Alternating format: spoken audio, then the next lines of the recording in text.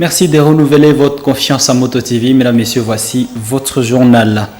Ouverture de l'audience publique dans le dossier du meurtre de l'écolier Mouhindo Saïdi Cherubin, tué le samedi 12 novembre par un militaire FARDC. Cette première audience, qui ne s'est pas achevée, se poursuivra ce mardi 15 novembre après avoir été interrompue à la suite d'une pluie qui s'est abattue sur la ville de Butembo. Lancement à Butembo ce lundi 14 novembre du projet de la connectivité à la Bibliothèque nationale numérique de l'enseignement supérieur et universitaire. Ce projet permettra aux étudiants et enseignants d'accéder gratuitement à des ressources pédagogiques dans différents domaines. Voilà tout pour les titres.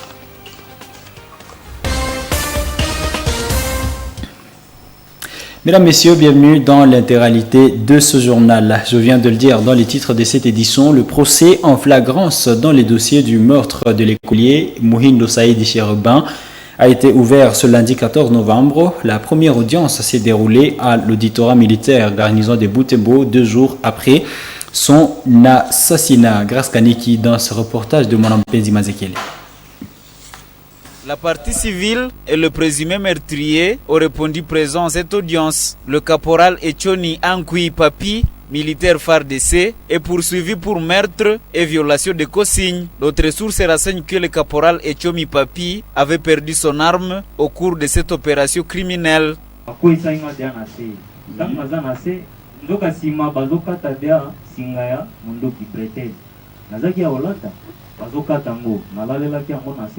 Les parties concernées ayant été écoutées, la pluie s'est invitée pour perturber la suite. Le procès a alors été suspendu et projeté pour ce mardi 15 novembre 2022. Pour rappel, ce jeune garçon a été tué au Rond-Point Cathédrale le soir de samedi 12 novembre. Sur le lieu du drame, plus de 10 motos ont aussi été saisies par des hommes à tenue militaire.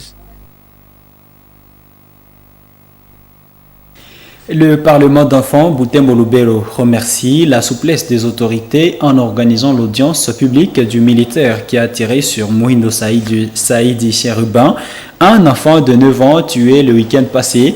En dehors de l'organisation de cette audience publique, cette structure demande à l'État de prendre en charge toutes les dépenses relatives aux obsèques de cet enfant.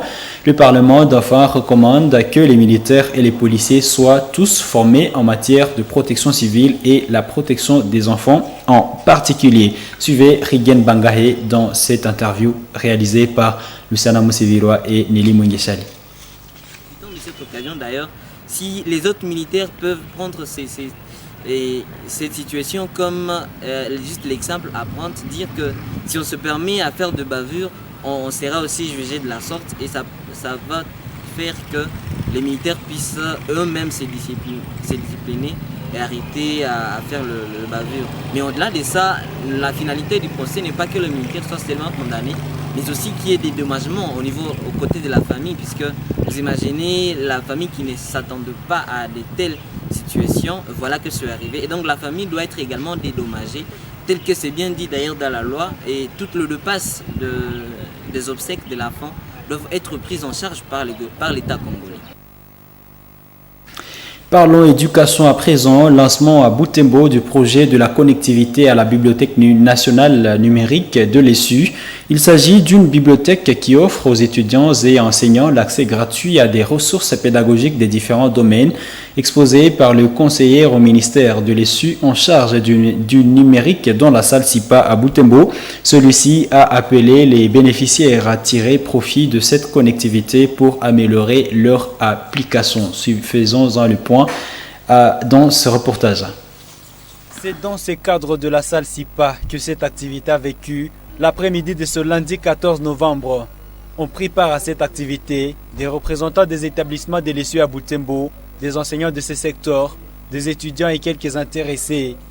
Mise en place effective, le maire de Butembo, le commissaire supérieur principal Moabaï Kitoli Roger, a procédé au lancement officiel de cette activité. Je déclare lancer les activités de ce jour. Les étudiants et enseignants congolais du secteur de l'enseignement supérieur et universitaire ESU vont désormais accéder gratuitement à des ressources numériques au travers des bibliothèques virtuelles nationales et internationales. Le chef de la sous-conférence de l'ESU à Butembo, le professeur Wilfred Kibanda, salue cette initiative qui vise à promouvoir l'émergence de la recherche scientifique. En voie de développement est aussi une contribution significative au désenclavement numérique, autrement décrit dans les recherches sociales comme fracture numérique, pour traduire les inégalités dans l'accès aux technologies de l'information et de la communication à travers le monde. Ce projet pourra transformer et moderniser le secteur de l'ESU dans son système LMD. Le professeur Osé Massivi, conseiller au ministère de l'ESU en charge du numérique, a ensuite fait une démonstration du fonctionnement de cet outil.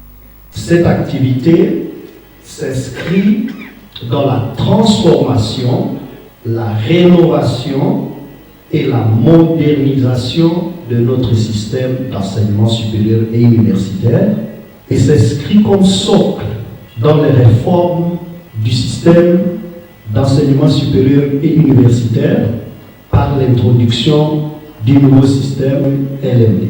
Les experts ont sorti le projet que nous appelons le projet de la connectivité aux ressources pédagogiques et académiques.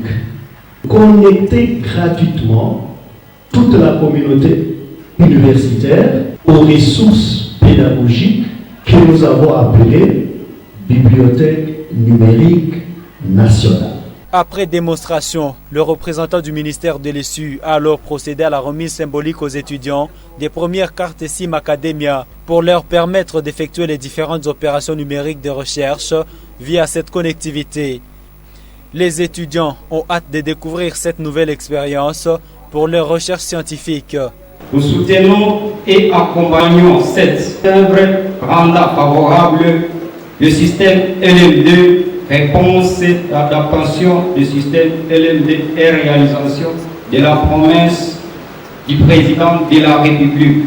Nous avons connu depuis longtemps des problèmes de recherche parce que les étudiants ont décrié en tout cas l'inaccessibilité aux ressources scientifiques et académiques. Aujourd'hui, avec cette connectivité, c'est une facilité pour tout le monde d'accéder et gratuitement à toutes ces ressources-là.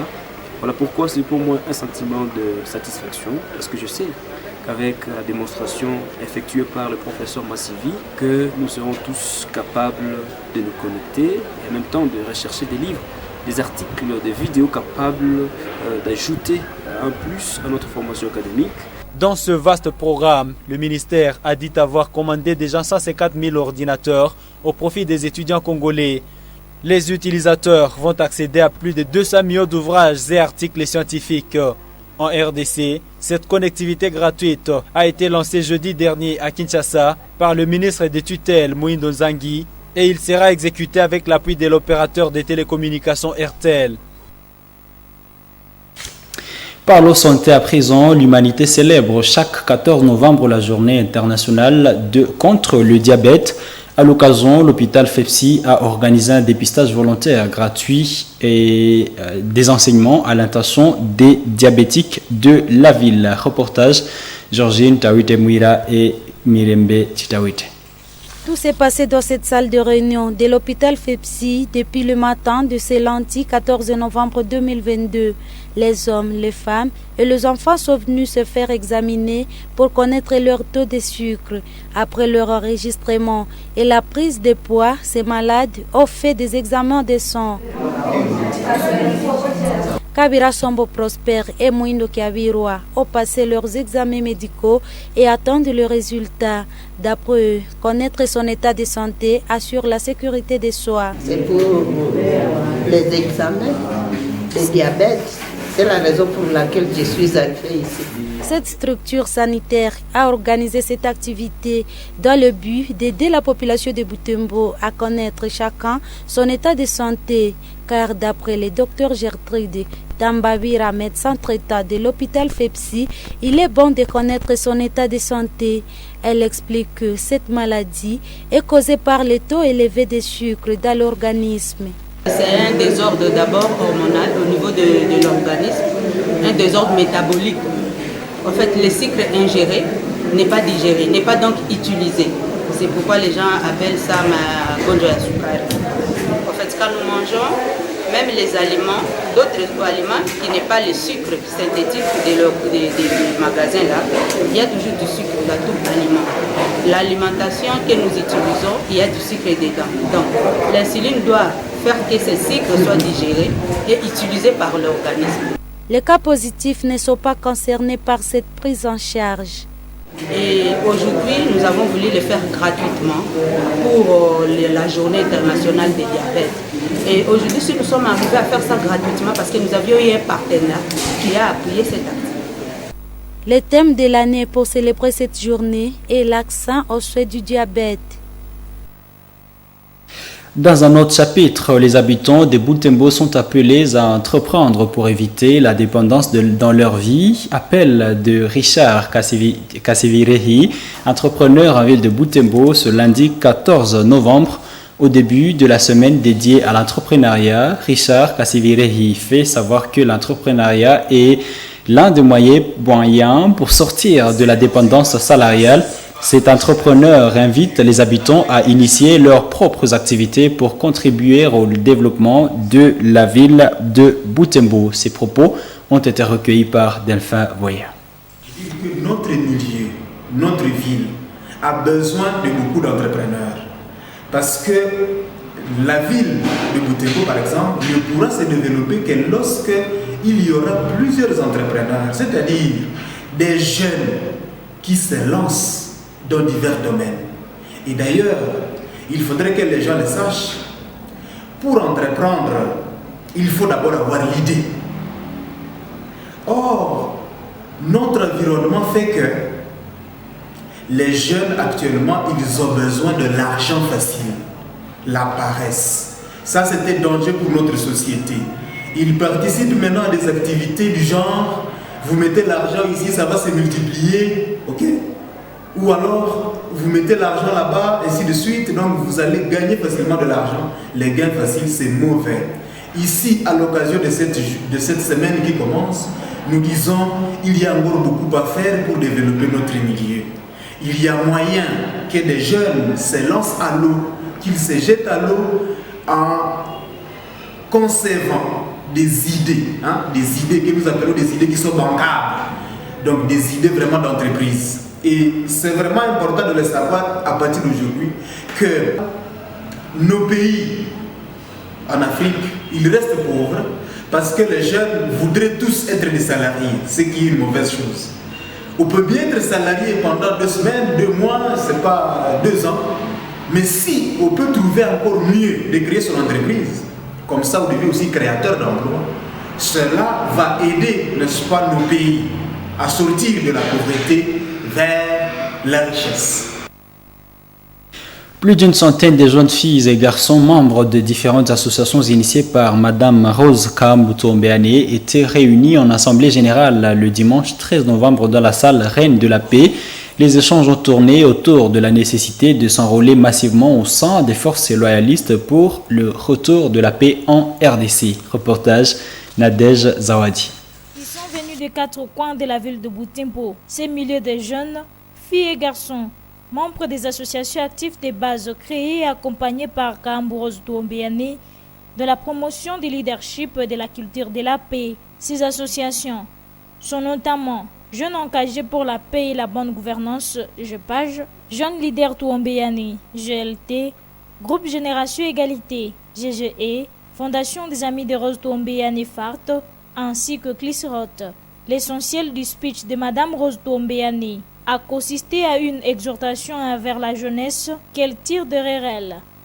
Nous sommes confiantes que lutter pour les changements aujourd'hui, ça ne passe pas nécessairement seulement par la politique, mais ça passe aussi par le secteur de la justice, ça passe par le secteur de renseignement, le secteur de sécurité. Nous avons beaucoup de jeunes aussi que nous sommes en train d'encourager, de préparer, à embrasser aussi la carrière des forces armées de la République démocratique du Congo, dans l'objectif d'avoir des jeunes, des officiers qui ont vécu l'événement que nous vivons aujourd'hui, la sécurité, afin qu'ils puissent contribuer à leur façon, avec cette expérience-là douloureuse, à la restauration de la paix dans notre cher pays, la République démocratique du Congo.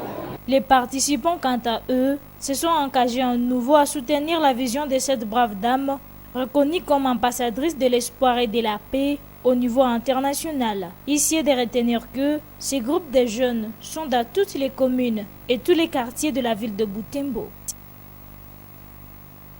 Merci à Nadège Zawadi. Bouclons cette édition par cette nouvelle. L'Institut technique industriel Mahamba était en ébullition le samedi 12 novembre dernier. Cette école conventionnée catholique a célébré son saint patron, le bienheureux Josaphat Tchitchkov, l'un des 3 prêtres assomptionnistes martyrs de Bulgare. À l'occasion de cette célébration, une messe d'action de grâce a été dite dans la grande salle de l'Itima à partir de 11h. Gérard Mourefou a pris part à cette activité. Suivez son reportage. Les élèves, les enseignants et quelques parents d'élèves de l'Institut technique industriel de Mahamba étaient tous mobilisés pour célébrer leur fête patronale. Ici, l'ambiance était grande.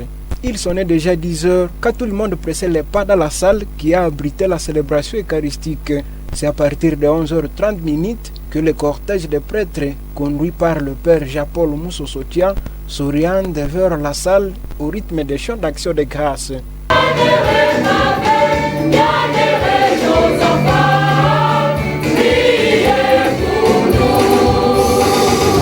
3 prêtres missionnaires assomptionnistes martyrs de Bulgare sont honorés dans cette célébration eucharistique, dont le bienheureux Josaphat Tchitchkov, patron de l'Itima. Le père Jean-Paul Moussosotian a longuement centré son homélie sur la vie des martyrs de Bulgare. Ces 3 missionnaires ont resté fidèles dans la foi jusqu'à la mort, a expliqué le célébrant du jour. S'adressant aux élèves, le délégué du père provincial des Augustins de l'Assomption les a appelés à sacrifier leur vie pour le Seigneur, à l'exemple des 3 missionnaires, Kamen, Pavel et Josaphat Tchitchkov.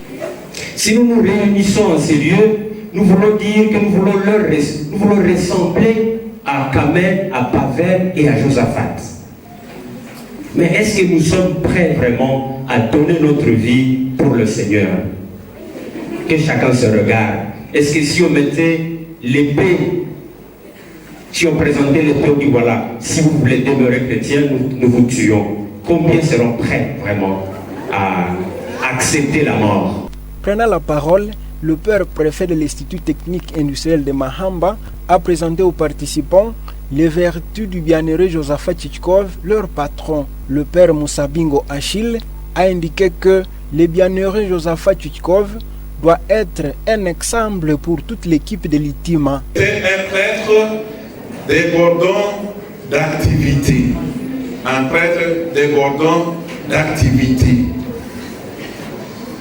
C'est-à-dire, c'était quelqu'un, chez lui, la paresse n'avait pas de place. Chez lui, il savait travailler. L'Institut technique industriel de Mahamba existe depuis 1990. Elle organise 5 options, à savoir l'électricité générale, l'imprimerie, l'électronique, la mécanique générale et la mécanique automobile. Et mesdames et messieurs, c'est la fin de cette édition du journal sur Moto TV. À vous qui l'avez regardé, nous disons merci. Au revoir.